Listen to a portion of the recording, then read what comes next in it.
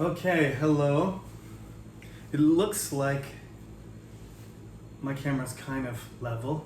I have a kind of balancing thing. Anyway, I guess that angle is okay, so we'll get started. I think we've had a few issues, technical issues today, so there might be two recordings here. This one and then maybe one or two, and I'm gonna stick them together. Hopefully you don't notice too much that there's a sudden jump from me saying one thing to another, but I did record this. I am going to record this, and I did record it in multiple parts. So yeah, this is the experimental class. So you're composition 3. This is week number 5, and some of you are the original. What do we call you? I think I joked with one of the students in this class. I've been calling you Generation C because you were freshmen last year, and your first semester was online, and you've been online ever since. So this will be your 4th semester. Some of you I know are second year students, and I've been teaching you for 2 years. This might be your last class with me, which is really sad because we never got to have class together. But some of you, well, actually, I can use your names, right? I hope. Maybe I shouldn't, because this is on YouTube and it's on the internet. But everybody knows I'm Professor Sullivan. So anyway, there are two, I think there are 2 of you. You know who you are, 2 female students that have pretty much taken all my conversation, all my composition classes. So you guys will never have a physical class together, I guess. Anyway, you're used to it. You're used to, you saw me the first semester I was online. You probably can say to the other students, Professor Sullivan is much better at lecturing to cameras than he was 2 years ago. Because this is like 200 lectures later. Like there's literally 200, close to 200 lectures. Actually, I didn't count. Somewhere between 100 and 200. I'm around 150 probably. By the end of the semester, there might be close to 200 lectures. And if you go right back to the beginning, you see some you'll see some confused professor in front of the camera. Things go smoother now. And like I said, this semester, I'm trying to imitate as much as possible what it's like in the classroom with the whiteboard and a professor standing in front of you. So let me know how that's working out. Those of you who have been in my classes for the last 3 semesters and you've seen how I've done Zoom and this and that and recording and YouTube and so on, go ahead and email me and tell me what you think. Be honest. I don't care. You know that. All right?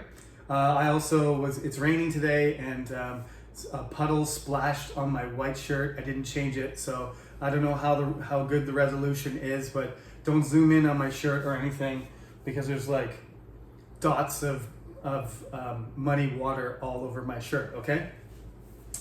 Anyway, to talk about something related to our class of composition, this is week 5. I would like the assignment. Remember your assignment. I think only 2 of you have handed it in. This is pretty normal. I'm recording this now, and it's Wednesday, and because I'm going to be away on Friday afternoon, so I want to make sure this lecture is ready. So I'm recording this today. So far, you have 2 days left, okay? Like midnight Friday is the deadline, which when you see this lecture, that'll be tonight. I'm talking to you from the past. So please don't forget. If you watch this lecture and you're like, oh yeah, I have an assignment due. Midnight on Friday is the last day. You can do it. October 1st is the last day. 2 students have handed it in so far. That's not surprising. There's still 2 days left, but don't cut it too close. Otherwise, you're not going to do a good job. Week 7 will be, I would like you to hand in your next assignment. Again, this is not going to be graded. And then the week after that, I would like to give you a graded assignment, but I won't tell you about that yet. And as usual, you have a couple weeks to prepare. I usually give you a couple weeks in this class to get your work done. So if you get it done early, then you have time to study for midterm stuff. As you know, there is no midterm in this class. So instead of that, we will have a graded assignment, which it's your choice whether you want to finish that early or not. But before I give you that assignment, we're going to do another lecture today, which is related to developing paragraphs, because I'm going to see, I'm going to have a sample of your writing from what you give me on Friday, October 1st, and then that'll give me some insight as to what I should talk about in the 2 weeks before you have something, give me something that I'm going to grade, give you an A, B, or C kind of thing. So this is just another homework assignment. Week number 7, I'll tell you what you have to do later in the lecture.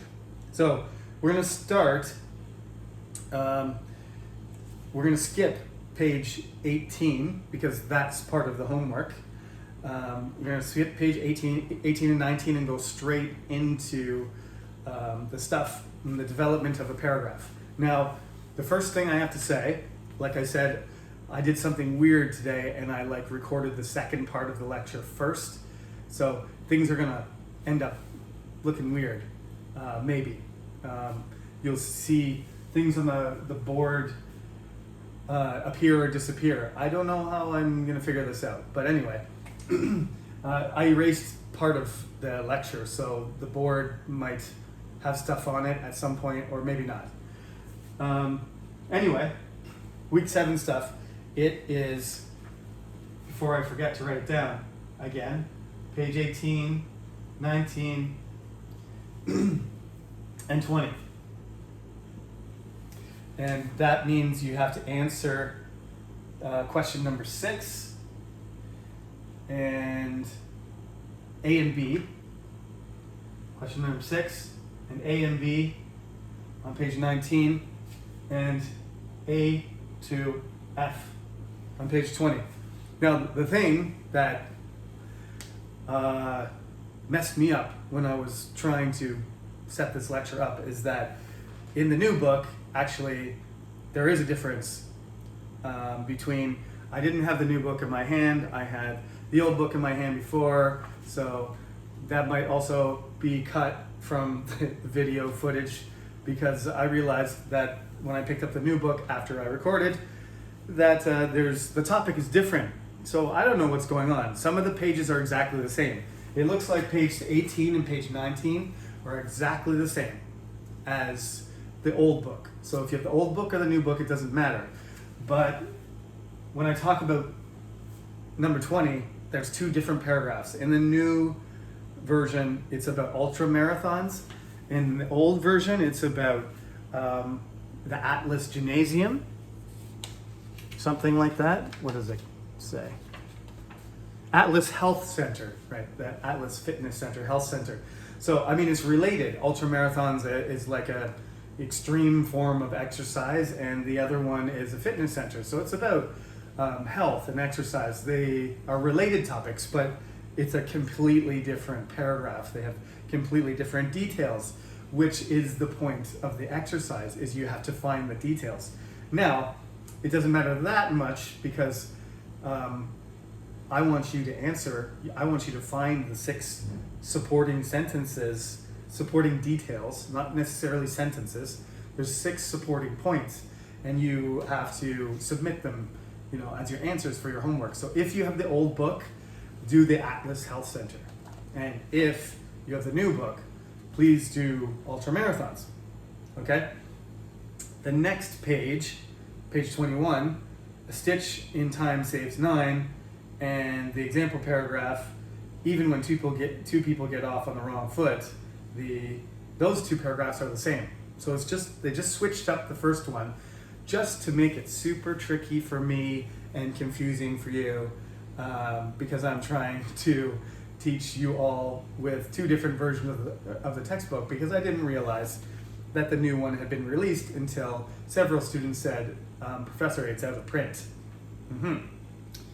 Okay, and then there's another paragraph on page 22, which is describing a process, right? And we will talk about all these different, ways of developing paragraphs in the second part of the lecture. Okay, so yeah, that's the way things are going to go in the second half. I'm going to, disappear and reappear suddenly because I'm going to clip this video here. So stay tuned for the rest of the lecture. You don't have to wait. It'll just happen instantly, I think. Right, okay. So this is why you always record from beginning to end. Anyway, I think as I was saying, I think I might cut that section off. So we'll just start again. And I'll go back and fix the introduction to the lecture. And so this might be the second part, even though it's kind of recorded first. The Atlas Health Center. This is the paragraph that starts chapter 3. And we're going to talk about different types of paragraphs, not because we're going to write them though. This is key, okay? So in the textbook, it tells you these are different types of paragraphs that you might write, but I actually don't want you to write them because I'm really only interested in what we call an argumentative paragraph, right? Because we're going to make an essay, so I don't really want you to just write an example only, and I don't want you to just make a list of details without arguing, and I don't really want you to explain without giving the details. I want you to basically, when you write your essay, you've got to combine all of these types. You need to, you might talk about a process, but you're not only going to talk about a process. I don't want you to write me a recipe. I don't want you to tell me the method of how to cook a Korean food like dakgalbi, okay? That you could write a paragraph that was about how to make a Korean, food, main dish, but we're not going to do that. The purpose of this class is to build an argument. So all of these things can be used to build up an argument, but you're not going to isolate them, okay? But anyway, I'm going to teach you about the different, what can we say, the strong points of each, strategy in each type, okay? So let's talk about the details one first, because it comes in the textbook first. So when you are making a paragraph and you're just focusing on the details, that's because you're just trying to be as efficient as possible. You're not trying to argue with somebody. You're basically just presenting a list of facts, as you do in recipe, right? This is how much you use. You put the flour in first. If you put all the ingredients in the wrong order, right? If you cook the flour and then you throw the egg in it, you end up with burnt flour and a raw egg. You can't change the order. That's the combination of details and process, right? So process has to be in a certain order, and details is those things have to be there. If there's no egg, then the recipe doesn't work, right? Or you change the recipe fundamentally. Like you can't have kimchi jjigae and have no kimchi in it, because then it wouldn't be kimchi jjigae, it'd be something else. If you use doenjang, it's suddenly doenjang jjigae, I guess, or some kind of weird fusion food or twisted version of the recipe. So you get what I'm saying. So when you do details, it's because there's a limited amount of space sometimes, so you want to be efficient, you want to be concise, you want to be succinct and concise, so you want to use the less words to accomplish your communication.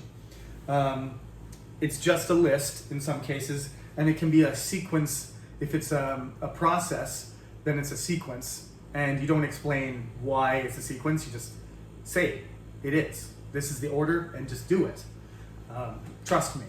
If you want to experiment with burning food, then do it a different order.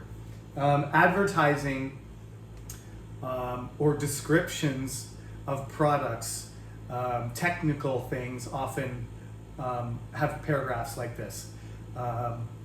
In the summer, I did some proofreading for the Korean government, and it was the excruciating job.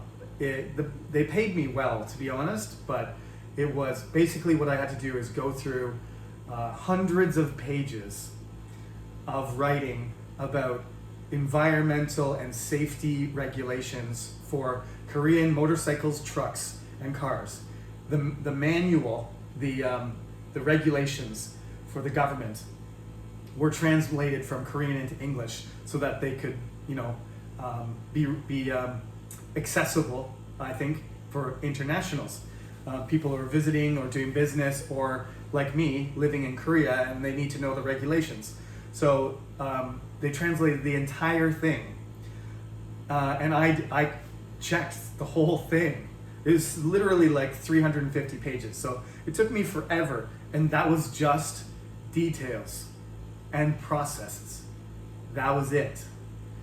There was it didn't say, well, you have to have this amount of fuel your engine has to be able to withstand this amount of pressure, or it needs to be able to, it has to stay at this temperature, or the oil has to be this, a composition. It didn't explain anything. It just said, this is the rule. This is what you do. If you don't do it, your car gets suspended, your license gets suspended, and your car gets possessed until it meets the standards. All the language was standards, regulation, rule. That's it. Statements and details and some processes. That was it. Horribly boring stuff, but very informative. And if they had explained everything, how long would it have been? 3,000 pages or something? So, even when it was succinct, even when it was only details and processes, it was still hundreds of pages long. So that's, in some cases, necessary. But I don't want you to write like that. We're not doing regulations. We're not doing laws. We're not writing recipes. So you need to use those things when necessary to support your argument, but don't only provide details and explain and list a sequence or a process, because I'm interested in the explanation more than I am in the details. So that's probably the least useful, except for the fact that details are factual. So that's another strong point. So those are all, I think I've gone through why you would write a detailed paragraph. Explanation, the strong points about explanation. Explanation is the closest of the paragraph types to an essay, and the most useful, I would say. I often ask students why, and please give me reasons. That's explaining. Explanations are specific. They focus on understanding and comprehension. They include definitions, right? So that you know exactly what you're talking about. Sometimes the logic is tighter because you have to have logic. You have to be reasonable, and you have to show how things are related when you explain. Otherwise, people can't understand your explanation. So logic and reason are essential, and they're central to explanation, and you need to elaborate. You need to say how and why, and write that and communicate that. Otherwise, you're not explaining. So, like I said, explanation paragraphs are closest to the essay, the purpose of an essay, so they're the most useful. Examples. Examples can be strong in their persuasiveness because they provide concrete things that your reader can identify with. So sometimes it can be a personal thing, like you tell about a situation and you're familiar with that happened to you, or that happened to someone in your family, or a friend of yours, right? When things become personal, they have a greater impact on you. If this entire time that coronavirus has spread all over the world and millions of people have died and hundreds of millions of people have gotten sick, but you do not know anyone who has gotten sick, and you don't know anyone who has died, you're probably in the back of your head thinking, if you're a reasonable person, you're thinking, I got to be careful. I know that out there it's happening, but I'm not connected to it. I'm disconnected to it. But when finally somebody around you, someone you know, somebody you've met, is in the hospital, it's happened to me several times already. One of my best friends, his whole family, he lives in another city in Canada. His family lives on the other side of Canada from him. So they're living separately currently because his wife is at a different job. So his 2 children and his wife are in a different city. His son got COVID from his daycare, brought it home, and his daughter and his wife got it too. So they were stuck in a small apartment for 2 weeks. That's one of my best friends, his family. I know that, it's a fact. That is the closest person to me that has been infected. My father did a funeral. My father is a Moksanim. He performed a funeral for somebody that he knew who died from coronavirus, and they were about 55 years old. And they're from my sister, well, my hometown, my mother's hometown, and they're from an area in Canada. Lots of people that I know knew them. I didn't know them personally, but they died. And 55 years old is not very old. So, like that, right? When you say something, I have an example, this happened, suddenly the level of intimacy, the identification can be enhanced, right? And you can use that, but don't rely on that. That's, in general, essays and arguments are supposed to be impersonal. It doesn't mean you can't give an example that's that you know. It just means don't put your own emotion into it. Just say the example so people can decide how they feel about it themselves. Notice how I didn't say, I was shocked, I was sad, or this is dangerous or anything. I just gave the example. And if my argument was, we need to continue wearing masks and everybody needs to get vaccines, if that was my argument in my essay, I might choose to give a whole bunch of data and a whole bunch of examples, but then say, this is real, and give that example too, right? That's gonna make my argument stronger, not weaker.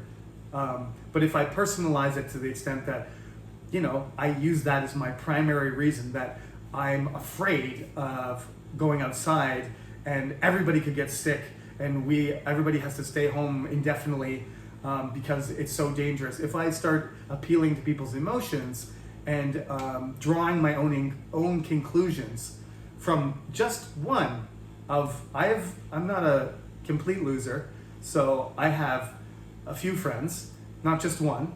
So, out of all the friends and family I know, I'm not saying like Facebook friends are my friends. I'm just out of, several hundred people that I have a certain level of connection with.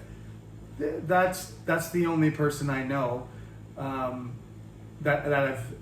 I know his wife personally. I went to their wedding, so I know her, and she got COVID.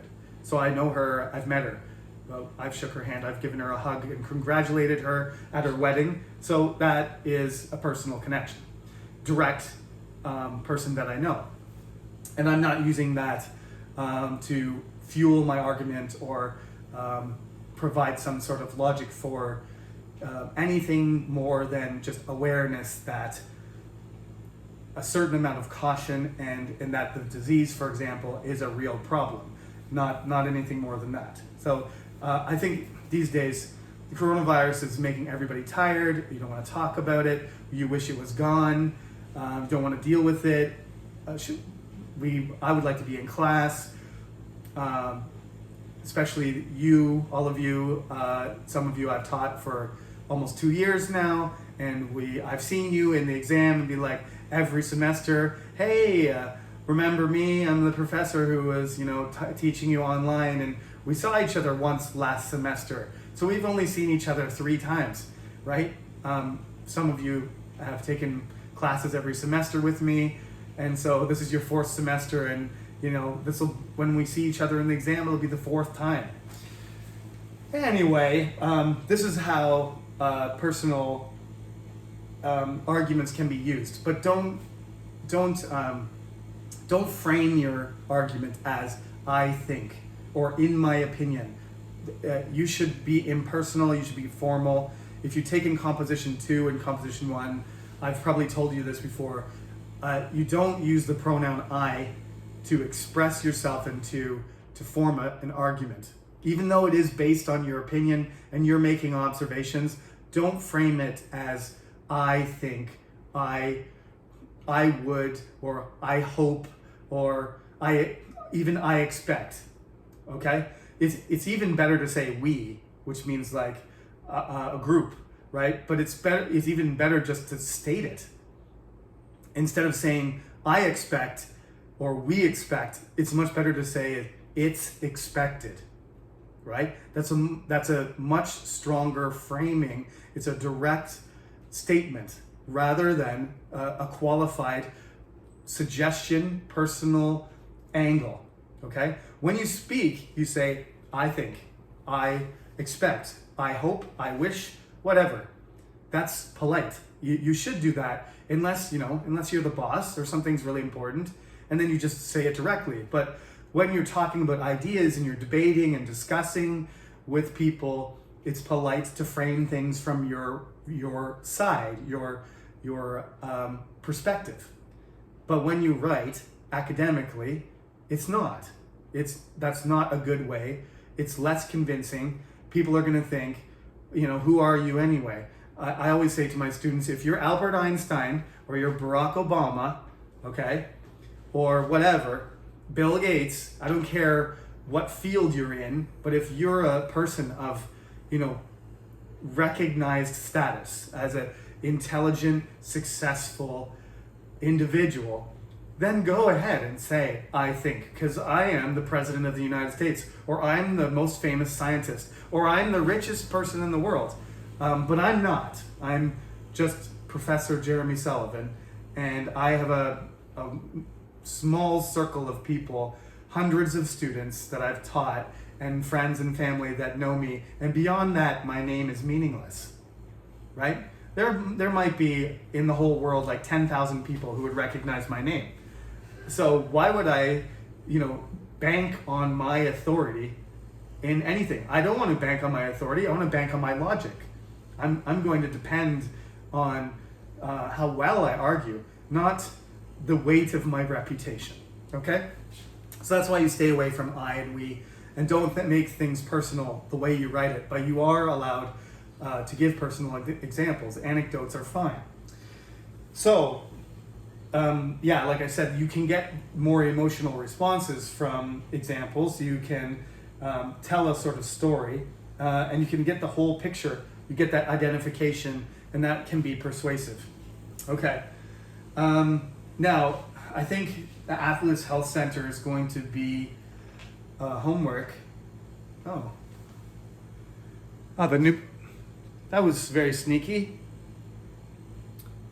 Okay, well, the old book has Atlas Health Center is the topic, and the new one is ultra marathons. I didn't. We're trying to imitate a real class here. So this is what happens in real classes. Professors prepare for class and then realize something that is not something unexpected. It's going to switch books here.